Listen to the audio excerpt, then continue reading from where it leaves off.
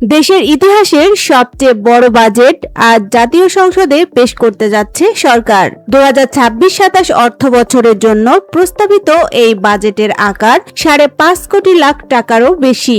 বড় পরিসরের এই বাজেটকে কেন্দ্র করে অর্থনীতি, উন্নয়ন এবং সরকারি ব্যয় পরিকল্পনা নিয়ে ব্যাপক আলোচনা চলছে।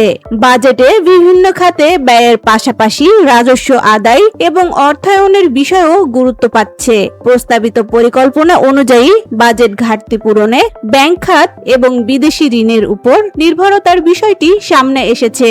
অর্থনীতির বিভিন্ন খাতে লক্ষ্যমাত্রা অর্জন এবং উন্নয়ন কার্যক্রম বাস্তবায়নে প্রয়োজনীয় অর্থের যোগান নিশ্চিত করাই হবে বাজেটের অন্যতম বড় চ্যালেঞ্জ। প্রতি বছরের মতো এবারও বাজেট দেশের অর্থনৈতিক দিক নির্দেশনা নির্ধারণে গুরুত্বপূর্ণ ভূমিকা রাখবে। বর্তমানে সংসদে বাজেট উপস্থাপন এবং এর বিভিন্ন দিক নিয়ে আলোচনা ঘিরে সবার নজর রয়েছে।